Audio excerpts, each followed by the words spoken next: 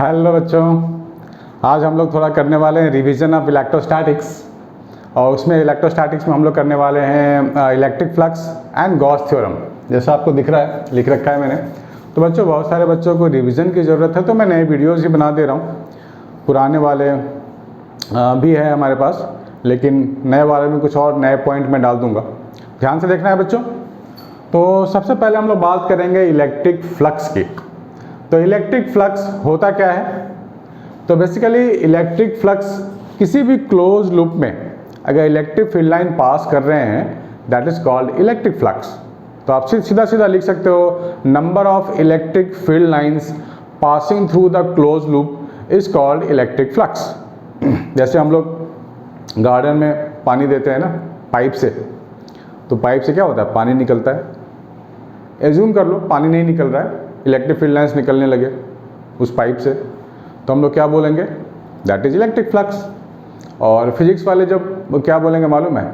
Electric flux तो electric field के case में बोलेंगे, लेकिन जब वो वाटर को देखेंगे फ्लो हो रहा है फ्रॉम द पाइप, वो बोलेंगे वाटर फ्लक्स, राइट?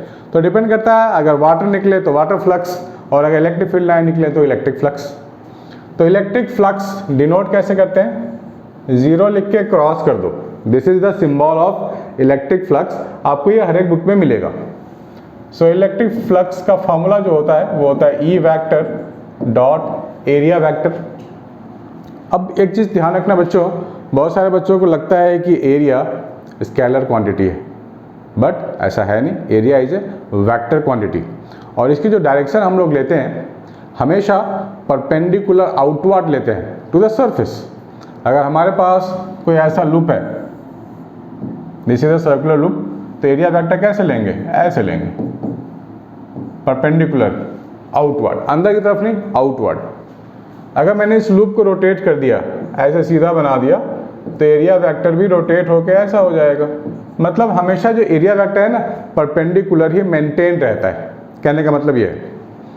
और मान लो इलेक्ट्रिक फील्ड कुछ ऐसा होगा, तो इनके बीच का कुछ एंगल भी होगा यहाँ पे। तो हमें मालूम है, वेक्टर में पढ़ा हुआ है हम लोगों ने डॉट प्रोडक्ट। जब भी डॉट प्रोडक्ट की बात होती है तो क्या लिखते हैं? Magnitude of A magnitude of E into cos theta. Theta बच्चों हमेशा एरिया और इलेक्ट्रिक फील्ड के बीच का ही लेना होता है। बहुत सारे बच्चे गलती कर जाते हैं। गलती कहाँ करते हैं? मान लो ऐसा इलेक्ट्रिक फील्ड है, एग्जाम में ये वाला एंगल गिवन हो, तो ये वाला एंगल यहाँ थीटा में डाल के आ जाते हैं।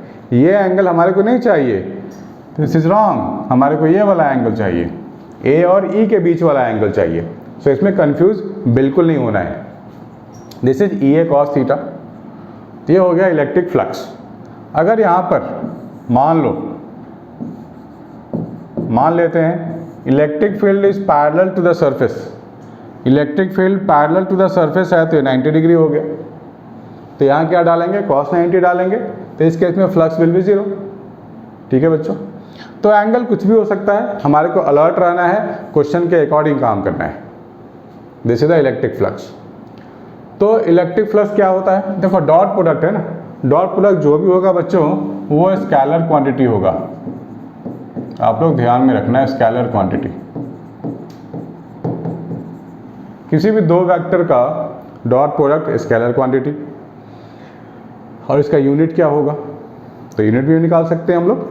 इलेक्ट्रिक फील्ड का यूनिट तो हमको मालूम है, न्यूटन अपॉन कूलम। एरिया हो गया metre square. This one, this is your electric flux. तो हमारे को यूनिट भी पता होना चाहिए, स्केलर है या वेक्टर है ये मालूम होनी चाहिए, और एरिया वेक्टर और इलेक्ट्रिक फील्ड को रिप्रेजेंट करने हमारे को आनी चाहिए। बहुत सारे बच्चों को अभी भी इसमें डाउट होता है, वो कॉन्सेप्ट उनके क्लियर ही नहीं है। तो ये आपको हेल्प करेगा क्वेश्चन सॉल्व करने में। तो आगे देखते हैं आगे और क्या क्या चीज़ें हैं। तो इसके बाद हमारे को पढ़ना है गॉस थ्योरम, क्योंकि गॉस थ्योरम ने इलेक्ट्रिक फ्लक्स को बहुत सारे एप्लीकेशंस करके बताए थे, वो एप्लीकेशंस की ओर जाने वाले हैं। तो सबसे पहले लिखो गॉस थ्योरम।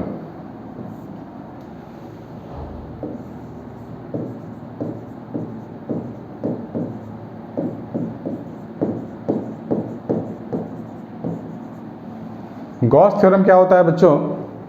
जब हम गॉस थ्योरम की बात करते हैं तो सबसे पहले दिमाग में आता है कोई फिगर हो ऐसा जिसमें कि कुछ चार्ज इनक्लोज्ड हो, क्योंकि गॉस थ्योरम ने फॉर्मूला भी हमारे को ऐसे ही दिया था कि integral of surface integral of close surface E vector dot area vector, इसको हम लोग ds वेक्टर भी लिखते हैं upon E not, right. Integral of E vector dot area vector, तो इंटीग्रल है तो एरिया वेक्टर बेसिकली यहाँ पर होता है ds वेक्टर लेते हैं हम लोग जनरली।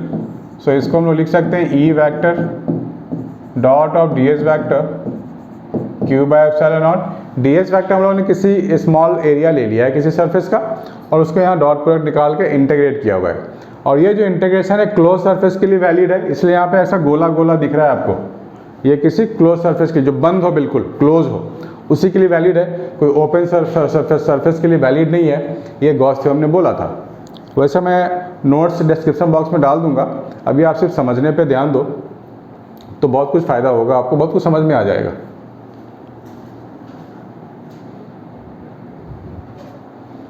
तो ये हमारे पास इलेक्ट्रिक फ्लक्स का फार्मूला है, इसको आप लोग डिनोट भी कर सकते हैं फाई दिस वन, तो पूरा इलेक्ट्रिक फ्लक्स है। तो हमें इलेक्ट्रिक फ्लक्स का प्रूफ, गॉस थ्योरम का प्रूफ भी आ सकता है। तो इसके बाद हम लोग करने वाले हैं प्रूफ ऑफ गॉस थ्योरम कि ये फार्मूला इतना आया कैसे। बहुत सारे बच्चों को डाउट है सर ये आया कैसे। प्रूफ ऑफ गॉसेस थ्योरम,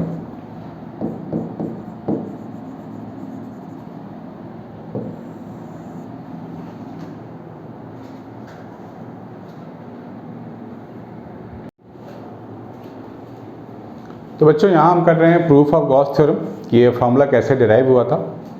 तो सबसे पहले हमारे को एक प्लस क्यू चार्ज कंसीडर करना है और इसे एक स्फीयर में बंद कर देना है। इस स्फीयर की रेडियस है स्मॉल r। तो लिखते जाओ मेरे साथ साथ, लेट अस कंसीडर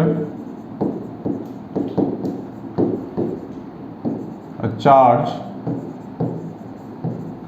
जब भी एग्जाम में बेटे सब्जेक्टिव क्वेश्चन आए तो हमारे को ना एक्सप्लेनेशन अच्छी से होनी चाहिए, नहीं तो मार्क्स कट जाते हैं। Let us consider a charge positive q enclosed in a sphere of radius r। इसमें हमने इसको इनक्लोज कर दिया। तो बच्चे हमें को तो मालूम है पॉजिटिव चार्ज है। अब मैं क्या करूँगा कि पॉजिटिव चार्ज के कारण जो इलेक्ट्रिक फील्ड बनेगा ना वो मुझे ऐसे दिखाना पड़ेगा। पॉजिटिव चार्ज है ना, electric field is always away, बिल्कुल बेसिक हम लोगों ने किया हुआ है। अब हम लोग कोई अगर छोटा सा चार्ज ले लें, आप छोटा सा एरिया ले लें ds वेक्टर, तो area and electric field both are in same direction. Area vector मुझे मालूम है हमेशा आउटवर्ड नॉर्मल लेना होता है। तो electric field and area vector both are in same direction, तो हम क्या लिख सकते हैं अकॉर्डिंग टू दिस फार्मूला। ये फार्मूला तो बेसिक है ना, इलेक्ट्रिक फ्लक्स का E vector dot area vector, इसी को हम लोग इंटीग्रेट करके क्या लाने वाले हैं Q अपॉन एप्सिलॉन नॉट। वही हमारे को चाहिए जो कि गॉस थ्योरम ने दिया था फार्मूला। तो अब यहाँ पे क्या है कि जब दोनों वेक्टर सेम डायरेक्शन में हो, पैरेलल हो, तो यहाँ पे थीटा आ जाएगा 0 डिग्री, ये हो जाएगा E ds cos of 0 degree. तो हम लोग अब लिख सकते हैं E और ds cos 0 1 हो गया, यानी कि हमारे पास बचेगा इंटीग्रेशन ऑफ ds ओनली। इस पूरे सरफेस को इंटीग्रेट कर देंगे तो हमारे को मिल जाएगा surface area of sphere 4 pi r square E into 4 pi r square. Small area को इंटीग्रेट किया, भाई घबराना नहीं है, सिंपल इंटीग्रेशन है। छोटे से एरिया को जोड़ते जाएंगे तो पूरा सरफेस एरिया मिलेगा, ऑब्वियस है।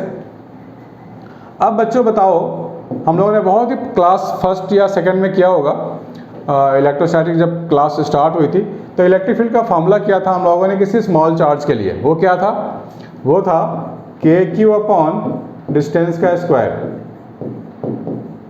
This one, this is the electric field.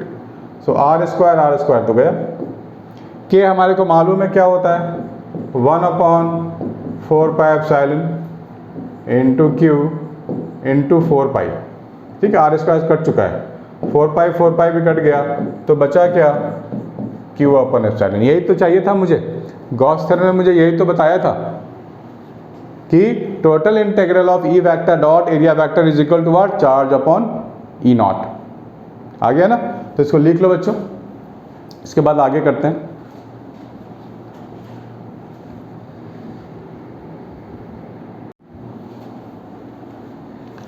हाँ बच्चों, आगे कर लेते हैं एप्लीकेशन ऑफ गॉस थ्योरम। इसमें मैंने एक वीडियो पहले बनाया हुआ है, due to thin infinite wire, उसको मैं इसके साथ इसके डिस्क्रिप्शन बॉक्स में डाल दूंगा उसका लिंक। बाकी के जो बचे हुए हैं वो कर लेते हैं हम लोग। Electric field due to a spherical shell uniformly charged. हमारे पास स्फेरिकल शेल है, एक गोला है। कैसा गोला है? शेल है वो, अंदर से हॉलो है और पूरा यूनिफॉर्मली चार्ज है वो।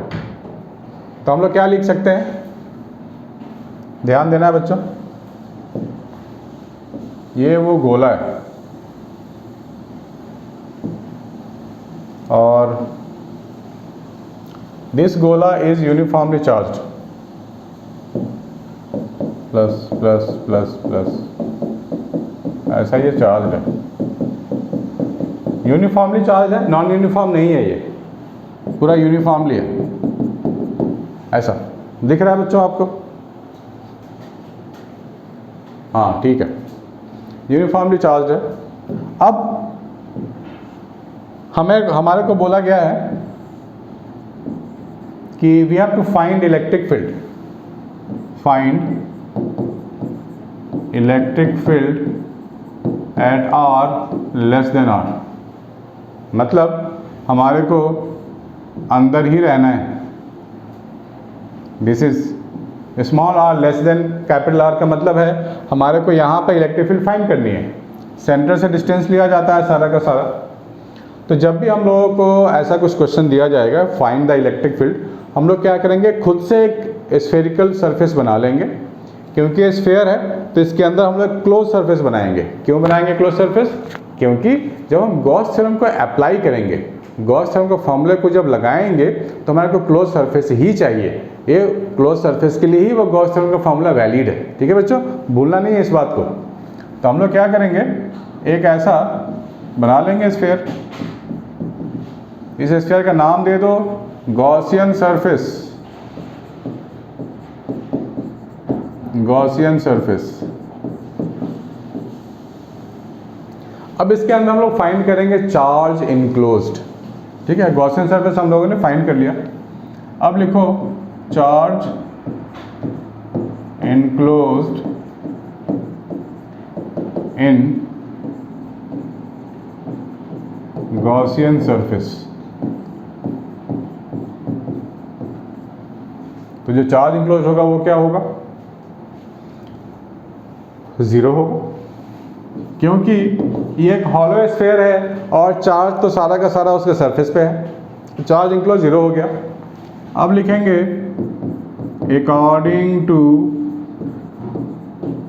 Gauss theorem E vector dot d s vector, formula भूलना नहीं है बच्चों, Q/ε। यही तो था गॉस थ्योरम, इसमें कोई चेंज थोड़े ना है, तो सेम फॉर्मूला रहेगा। Q जीरो है तो जीरो डाल देते हैं, तो क्या मिलेगा मुझे, 0/E0। That means what, electric field is zero. और क्या, यानी कि किसी भी यूनिफॉर्मली चार्ज शेल अगर हमारे पास है तो उसके पास उसके अंदर क्या होगा, इलेक्ट्रिक फील्ड जीरो होगा। उसके अंदर कहीं पे भी आप ले लो, सेंटर ले लो, सेंटर और बाउंड्री के बीच में ले लो, कहीं पे भी ले लो, अंदर में इलेक्ट्रिक फील्ड हमेशा जीरो होगा। This concept is called electrostatic shielding, electric field zero. अगर हमें किसी इलेक्ट्रिकल इफेक्ट से किसी चीज़ को बचाना है तो हम लोग क्या करते हैं, हॉलो मेटल के अंदर ये तो डालते हैं। बोला जाता है बारिश के दिनों में पेड़ के नीचे खड़े होना इज़ नॉट गुड। आपने देखा होगा बहुत सारे लोग पेड़ के नीचे खड़े हो जाते हैं बारिश के दिनों में। बारिश के दिनों में क्या होता है, लाइटनिंग भी तो होती है। लाइटनिंग जो होती है वो क्या है, वो इलेक्ट्रिक फील्ड है दैट जनरेट्स हाई वोल्टेज। उसके कांटेक्ट में आने से क्या होगा, any living thing can be dead, shock लगेगा, इलेक्ट्रिकल शॉक लगेगा। तो उससे अच्छा है कि भैया पेड़ के नीचे खड़े मत हो, आप कार के अंदर आ जाओ। Car is just like this hollow shell, वो तो मेटल का बॉडी है, उसके अंदर इलेक्ट्रिक फील्ड तो जीरो होगा। So we can be safer inside during rainy time, during rainy days. ठीक है बच्चों, तो इसको प्लीज नोट कर लो।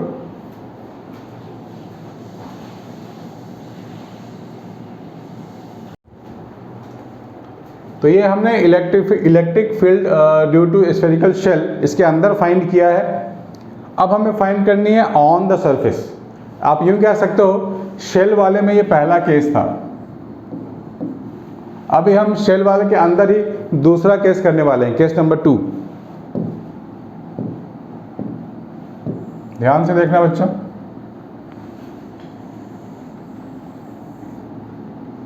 Case number 2। तो केस नंबर 2 में क्या लिखेंगे? Find electric field at R is equal to R। यहाँ हमें इलेक्ट्रिक फील्ड फाइंड करनी है, यानी कि अब हम लोग सरफेस पे आ गए। तो आप एक लाइन ऐसे ड्रॉ कर लो, सरफेस तक चले जाओ। तो ओरिजिनल वाला स्फीयर ही गॉसियन सरफेस हो गया। Original surface is equal to Gaussian surface, दोनों इक्वल हो गए ना। तो पूरा का पूरा चार्ज इंक्लोज फाइंड कर लेंगे। तो चार्ज इंक्लोज कितना होगा? उतना ही होगा जितना इस सरफेस के पास चार्ज है। क्यू चार्ज था ना इसके ऊपर, uniformly distributed, that is the charge enclosed. तो लिखेंगे charge enclosed that is equal to Q only. और फिर लिखेंगे अकॉर्डिंग टू गॉस थ्योरम।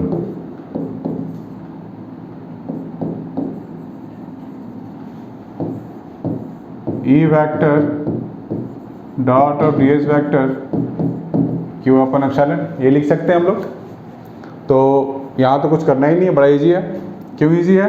क्योंकि सिर्फ इंटीग्रेट ही तो करना है आपको ds, तो पूरा सरफेस का एरिया मिल जाएगा ना मुझे। That means 4 pi r square,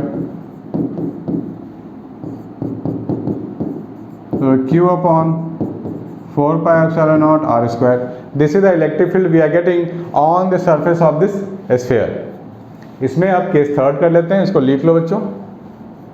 case third भी बहुत आसान होने वाला है, क्योंकि अभी हम लोग लिखेंगे r ग्रेटर देन r। अंदर कर लिया, ऑन द सरफेस कर लिया, अब हम लोग बाहर करने वाले हैं। बाहर आ गए हम लोग।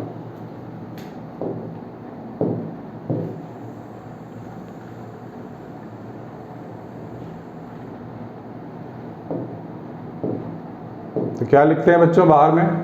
Case number 3, find electric field at R greater than R। ये तो हम लोग क्या करेंगे, यहाँ पर एक सरफेस ले लो ऐसा, ये गॉसियन सरफेस हो गया। इसके अंदर चार्ज इंक्लोज कितना होगा?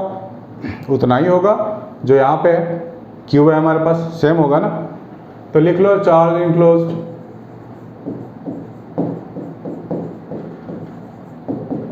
क्यू हो गया चार्ज इंक्लोज्ड।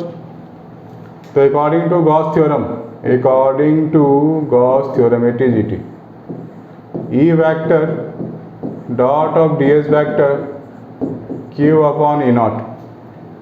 अब क्या करना है? ये भी बहुत इजी है भाई, बड़े वाले का एरिया ले लेंगे, बड़े एरिया के लिए काम कर रहे हैं हम लोग। तो electric field into 4 pi r square Q by epsilon naught. ठीक है, स्मॉल r यहाँ से यहाँ तक है पूरा। तो यहाँ का इलेक्ट्रिक फील्ड हम लोगों ने निकाल लिया। यहाँ पे इलेक्ट्रिक फील्ड कैसा होगा? ऐसा होगा, ऐसा होगा, ऐसा होगा, ऐसा होगा। डायरेक्शन दिखा रहा हूँ मैं, this is the direction of electric field.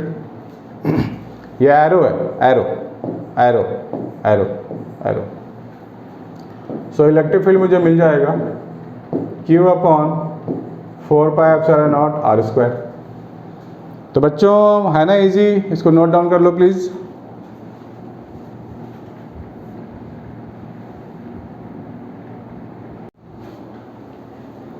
हाँ बच्चों, दूसरा हमारे को करना है electric field due to thin. ये दूसरा है, second one. Electric field due to thin infinite plane sheet of charge. ये प्लेन शीट है बिल्कुल। हमारे पास जो नोटबुक का पेज होता है ना, उसको आप एज्यूम कर लो शीट, और उसी को एक्सटेंड कर दो, बड़ा सा बना लो। और पूरा पेज को एज्यूम कर लो, आंख बंद करके एज्यूम करो डायग्राम कैसा होगा। इधर भी चार्ज, इधर पेज के तो दो साइड होते हैं ना, दोनों साइड हो गए हैं चार्ज, लेफ्ट राइट दोनों साइड, तो दोनों ओर से इलेक्ट्रिक फील्ड बाहर निकलेंगे, तो हमें वो कंबाइंड इलेक्ट्रिक फील्ड चाहिए पूरा का पूरा। तो हमारे को ये शीट दिया गया ऐसा, सिग्मा यहाँ दिया गया है, सिग्मा को बोलते हैं सरफेस चार्ज डेंसिटी, सिग्मा को बोलते हैं सरफेस चार्ज डेंसिटी।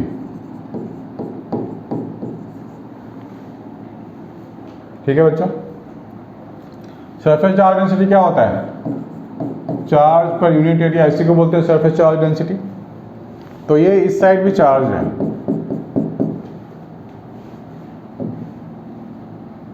तो यहाँ क्या होगा, अगर हम लोग छोटा सा एरिया को एज्यूम कर लें तो इधर इलेक्ट्रिक फील्ड होगा और इस साइड भी इलेक्ट्रिक फील्ड होगा ना, इस साइड का एरिया ले लें तो दोनों साइड इलेक्ट्रिक फ्लक्स होगा, flux will be both the sides.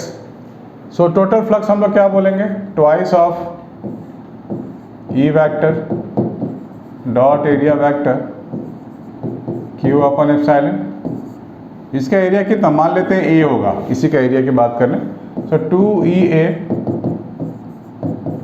ठीक है, हम लोगों ने दोनों तरफ बिल्कुल सेम एरिया लिया हुआ है, और क्योंकि फ्लक्स दोनों तरफ बाहर निकल रहा है तो यहाँ मैं लिख सकता हूँ Q अपॉन 2A एप्सिलॉन।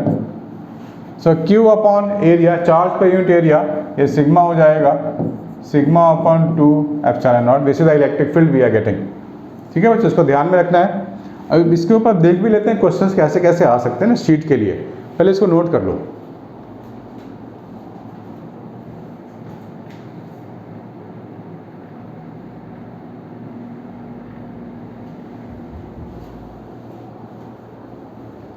अब इसमें क्वेश्चन कैसे आ सकते हैं ये मैं आपको बताता हूँ, इस फॉर्मूले को आप ध्यान में रखना।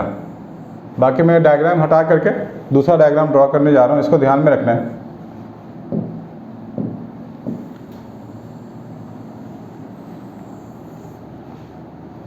हमारे पास एक मान लेते हैं ऐसा है पॉजिटिव शीट, और एक मान लेते हैं ये है negative sheet, negative negative negative negative, positive sigma 1 और ये सिग्मा 2 ले लेते हैं, ये सिग्मा 2 है बच्चों, ध्यान में रखना, ये नेगेटिवली चार्ज है। अब देखो हमारे पास इन दो शीट के कारण we have 3 regions now, region 1, region 2 and region 3, region 1, region 2 and region 3, ये है। तो अब देखना है आपको हमारे पास रीजन 1 में इलेक्ट्रिक फील्ड क्या हो सकता है टोटल। हमें बोला गया है find the electric field in region 1, in region 2 and region 3। तो रीजन 1 में इलेक्ट्रिक फील्ड क्या होगा, due to this positive electric field will be this way, इसको नाम दे दो sigma 1, and due to this negative electric field will be this way, this is electric field 2। तो total जो इलेक्ट्रिक फील्ड होगा reason 1 में वो क्या हो जाएगा। अब आपको यहाँ पर वेक्टर्स को डील करना है, एक वेक्टर अगर पॉजिटिव है दूसरा वेक्टर आपको नेगेटिव लेना पड़ेगा। तो साइन कन्वेंशन का आपको ध्यान रखना, अगर मैं ये डायरेक्शन पॉजिटिव लूँगा तो ये वाला नेगेटिव लूँगा, इस चीज़ का ध्यान रखना है बच्चों। तो E2 पॉजिटिव हो जाएगा और E1 नेगेटिव हो जाएगा। सो E1 टोटल E2 तो इसके कारण हुआ, that means sigma 2 upon 2 epsilon not, और ये क्या हो जाएगा, सॉरी ये माइनस है बीच में, सॉरी माइनस, तो E1 क्या हो जाएगा, E1 हो जाएगा सिग्मा 1 अपॉन 2 एप्सिलॉन नॉट, हो गया ना, E2 माइनस E1। इस प्लस के कारण इधर हो जाएगा हमारे पास E1, नेगेटिव का टुवर्ड्स शीट, नेगेटिव का तो टुवर्ड्स होता है इलेक्ट्रिक फील्ड, हमेशा होता है। तो दोनों क्या हो जाएगा, दोनों पॉजिटिव, दोनों राइट की तरफ है और राइट वाला मेरा पॉजिटिव है। तो मैं क्या लिखूंगा, electric field in region 2 is equal to E1 plus E2, that means E1 क्या हो गया, sigma 1/2 epsilon naught plus sigma 2/2 epsilon naught, ये हो गया। और थर्ड रीजन की बात करें पॉजिटिव के कारण, तो इधर हो गया हमारे पास इलेक्ट्रिक फील्ड 1, नेगेटिव के कारण इधर हो गया इलेक्ट्रिक फील्ड 2। ठीक है, तो इलेक्ट्रिक फील्ड थर्ड रीजन मैं क्या लिखूंगा, E1 माइनस E2 लिखूंगा। मेरे पास सारा साइन कन्वेंशन मुझे याद है, तो ये हो गया पॉजिटिव के कारण, that means sigma 1/2 epsilon naught minus sigma 2/2 epsilon naught, ये हो गया हमारा electric field due to sheet 2। तो ये टोटल इलेक्ट्रिक फील्ड हो गया हमारे पास in third region, second region and first region. इसको समझ लो बच्चों, इसमें क्वेश्चंस एग्जैक्टली हो सकता है ऐसा नहीं है, लेकिन कुछ तो मिलता जुलता आ सकता है। हो सकता है प्लेट चेंज हो जाए, इधर नेगेटिव इधर पॉजिटिव, या हो सकता है दोनों पॉजिटिव प्लेट दे दिए जाए, या हो सकता है दोनों नेगेटिव प्लेट दे दिए जाए, तो फर्क नहीं पड़ता है बच्चों। अगर आपको बेसिक्स पता है इलेक्ट्रिक फील्ड के डायरेक्शन कैसे दिखाते हैं, तो कुछ भी कर सकते हैं हम लोग। अगर ये पॉजिटिव होता तो दोनों का इलेक्ट्रिक फील्ड सेम होता, वो भी करके देख लेते हैं, इसको आप लोग नोट कर लो।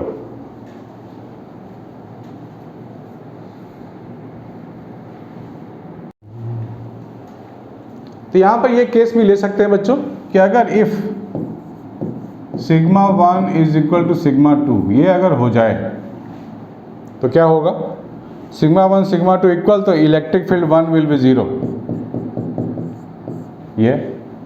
ये दोनों इक्वल हो जाएंगे, तो ये हो जाएगा सिग्मा बाई एप्सिलॉन नॉट, और इलेक्ट्रिक फील्ड थर्ड रीजन में 0। ये भी हो सकता है केसेस। अब देखते हैं दोनों प्लेट पॉजिटिव हो जाएंगे, उसके लिए भी क्या होता है वो भी देख लेते हैं।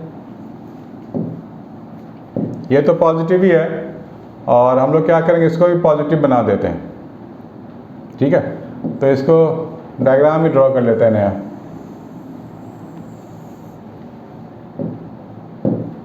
हमारे पास एक पॉजिटिव शीट है, ये भी पॉजिटिव शीट है।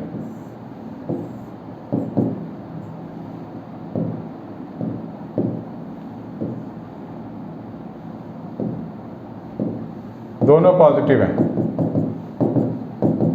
एक है सिग्मा 1 एक है सिग्मा 2, राइट, दोनों ही पॉजिटिव है। अब यहाँ रीजन 1 में इलेक्ट्रिक फील्ड क्या होगा, दोनों का इलेक्ट्रिक फील्ड इधर होगा, E1 और E2, तो electric field in region 1 will be added.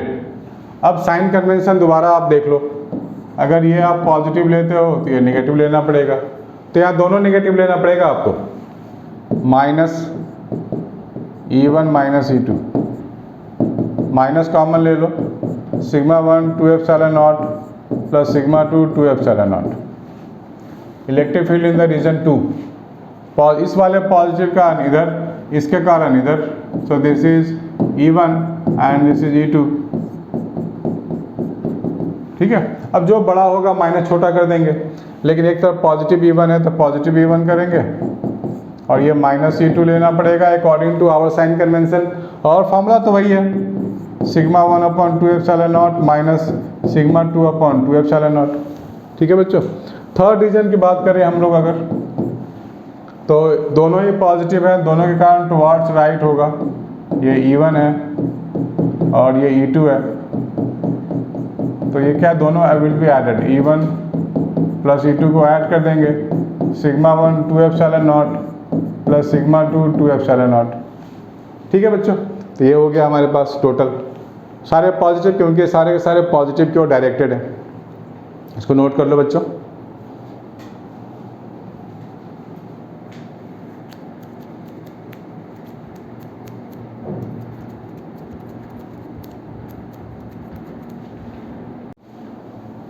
हाँ बच्चों, अब कुछ क्वेश्चंस करके देख लेते हैं। हमने बहुत सारे फॉर्मूले देख लिए हैं, बहुत सारे कंडीशंस देख लिए हैं, डेरिवेशन भी देख लिया है। अब कुछ प्रॉब्लम्स करके देखते हैं। Electric field is given bye 26 I cap minus K cap, ये वेक्टर है बच्चों, वेक्टर के फॉर्म में गिवन है, तो इलेक्ट्रिक फील्ड में लिख लेता हूँ 26 I cap minus K cap, और एरिया वेक्टर क्या गिवन है, 20 units lying in XY plane, area vector. तो इसका मतलब ये हो गया बच्चों कि जो एरिया वेक्टर होता है ना हमेशा परपेंडिकुलर टू द सरफेस होता है। अगर XY प्लेन में लाई कर रहा है तो एरिया वेक्टर कहाँ निकलेगा, वो Z प्लेन में जाएगा, Z वाले प्लेन में।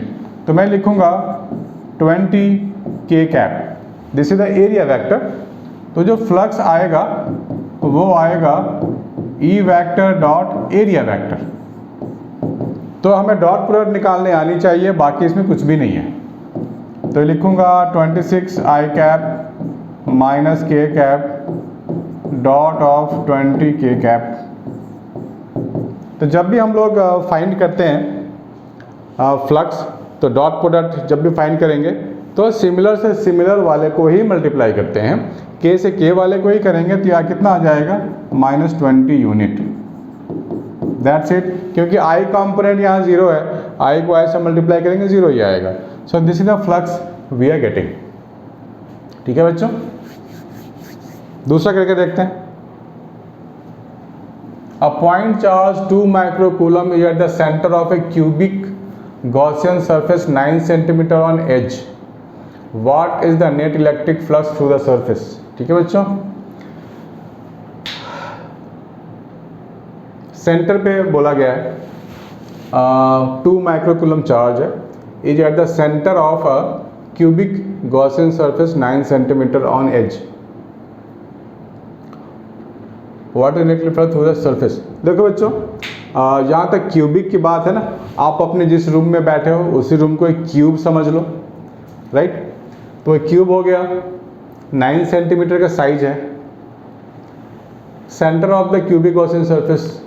देखो ये 2 माइक्रोकूलम उसके अंदर लाई कर रहा है, क्यूबिक सरफेस के अंदर लाई कर रहा है। तो जो हम लोग लिखने वाले हैं फ्लक्स, वो क्या होता है, Q बाई एप्सिलॉन नॉट होता है। हमें उसके एज के लेंथ से तो मतलब ही नहीं है, उसके सेंटर पे रखा गया है। भाई रूम है हमारा, इसके सेंटर पे रखा गया है, तो कुछ भी नहीं करना है, Q upon epsilon not, that's it. Q क्या है, 2 माइक्रोकूलम, और एप्सिलॉन नॉट है 8.85 इंटू 10⁻⁻12, इसकी वैल्यू तो फिक्स होती है। तो ये हमारा हो गया फ्लक्स, वेरी इजी। साइज से, साइज आपको कंफ्यूज करने के लिए दिया गया है, इसका कोई भी यूज नहीं है, दैट्स इट। इसको नोट कर लो बच्चों जल्दी। हाँ बच्चों, इसके आगे करके देखते हैं। A point charge causes electric flux, this one, to pass through a spherical Gaussian surface of 10 cm radius centered on the charge. The radius of the surface were doubled. हमारे पास कोई स्फेयर की बात हो रही है बच्चों, इसका सेंटर पे चार्ज रख दिया गया है, कुछ रेडियस की बात हो रही है। If radius of the Gaussian surface were doubled, r की जगह 2r अगर हो जाए, ये सेंटर है O, यहाँ पे चार्ज Q रखा गया है।